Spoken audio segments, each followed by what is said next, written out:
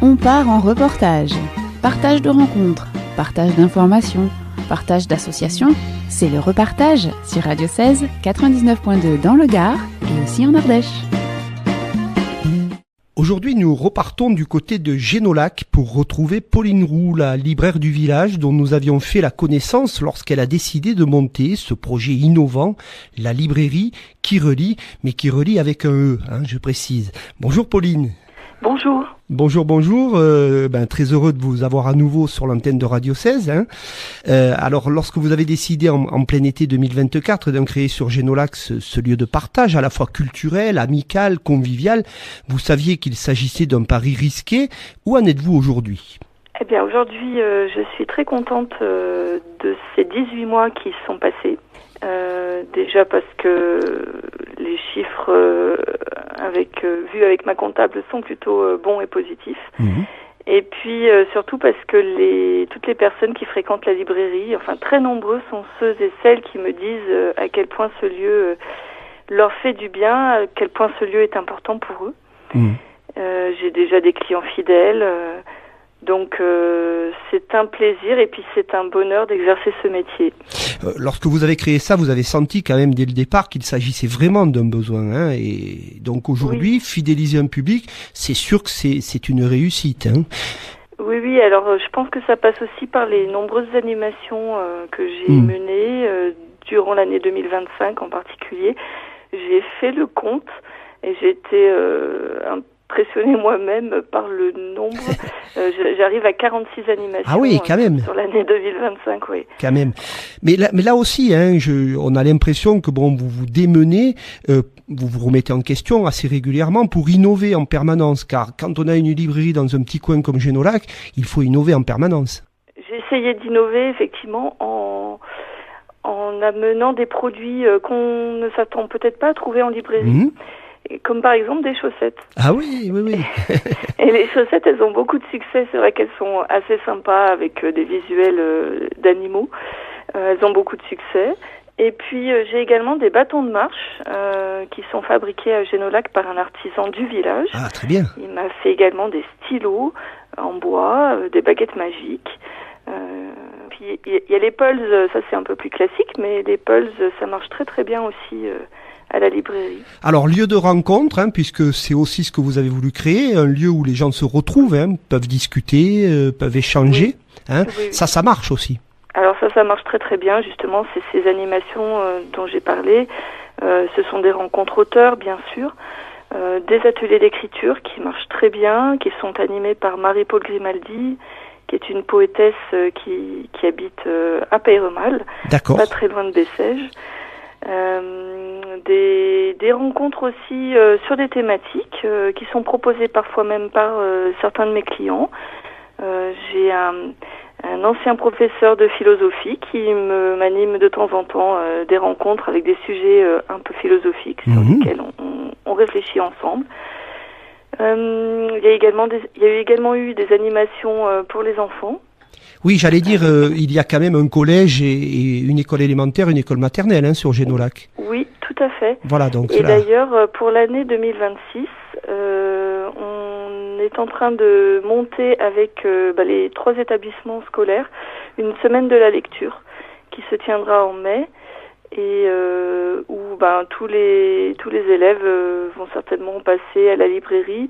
Il y a une autrice jeunesse, Elsa Valentin, qui a écrit beaucoup de livres pour la jeunesse, qui va venir à Génolac. Très bien. Et qui passera certainement à la librairie également. Bon, alors ce qui nous attend dans les semaines à venir, un peu plus proches de nous, j'ai vu que vous aviez quand même une prévision assez importante, avec notamment le mercredi 25 février à 18h, une rencontre avec Val, un auteur de BD qui vit lui aussi pas très loin de Génolac, à Pont-de-Montvert. C'est ça. Alors je l'ai rencontré récemment à Pont-de-Montvert, puisque j'étais là-bas.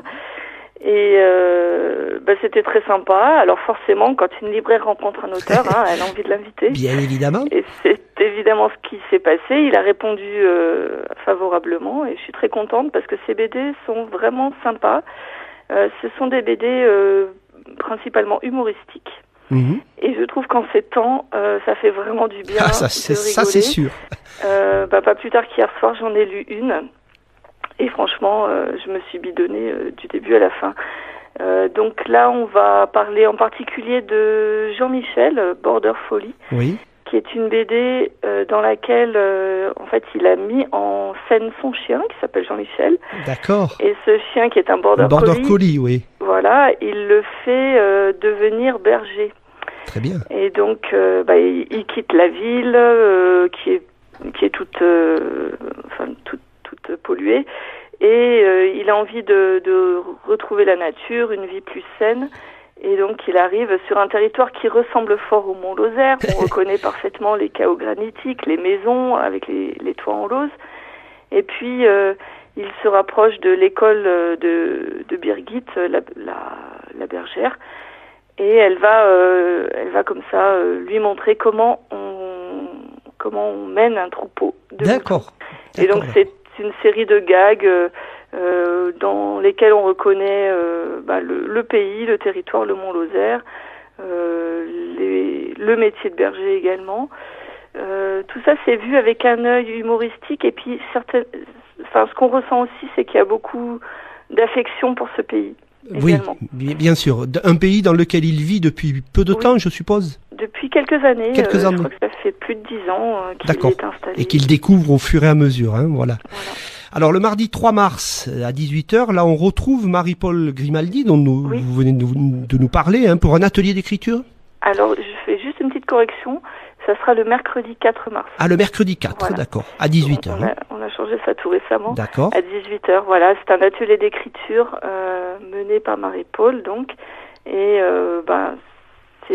alors, elle nous propose des exercices d'écriture.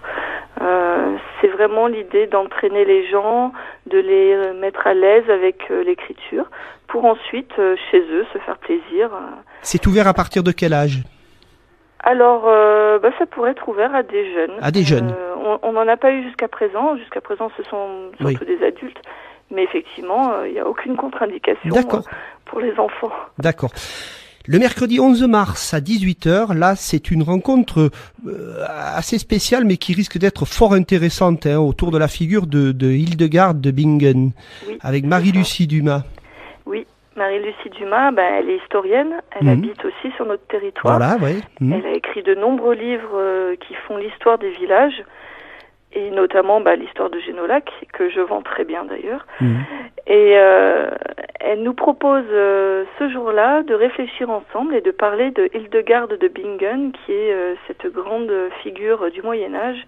Multipalette, une palette très large, musicienne. Ah oui, une femme exceptionnelle, musicienne, naturopathe, enfin on disait pas comme ça bien évidemment à l'époque, mais elle connaissait parfaitement les plantes, leurs usages. Elle connaissait très très bien aussi tout ce qui était minéraux. Scientifique aussi d'un certain côté. Elle a écrit des traités qu'on peut toujours se procurer et qui se vendent toujours en librairie. Elle a échangé avec les plus grands de ce monde, enfin du monde dans lequel elle vivait, les papes, les rois. Voilà. Et c'est une figure sur laquelle les gens continuent de s'intéresser à cette personne, à cette grande femme, à ses écrits, à son savoir.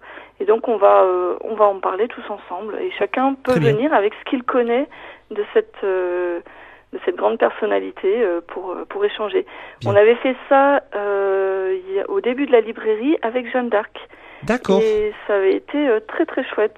Tout le monde avait pu vraiment dire ce qu'il savait. On a échangé. Enfin, c'était... Les échanges sont toujours porteurs, de toute façon. C'est l'intérêt du truc, on va dire. Alors, pour participer à ces rencontres, justement, je suppose que la jauge est limitée, qu'il faut s'inscrire. Oui, c'est ça, tout à fait. La jauge est limitée à 20 personnes. Et donc, je recommande aux personnes de s'inscrire par téléphone ou par mail. Par mail, d'accord. C'est pas mal, il y a de belles attentes à venir, là.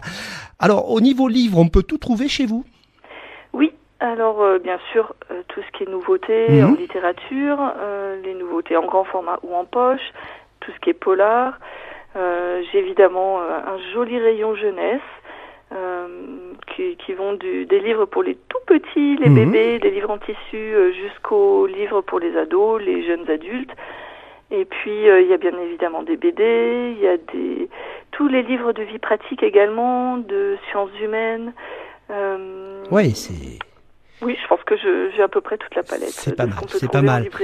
Alors, si vous avez un ouvrage à nous signaler en ce moment, un ouvrage coup de cœur peut-être, que vous souhaitiez mettre en avant, quel serait-il ? Alors, j'en aurais plein, mais j'ai envie de faire un petit coup de phare sur un livre d'une autrice que j'ai reçue la semaine dernière, oui. Fabienne Bichet, qui a écrit son parcours de vie.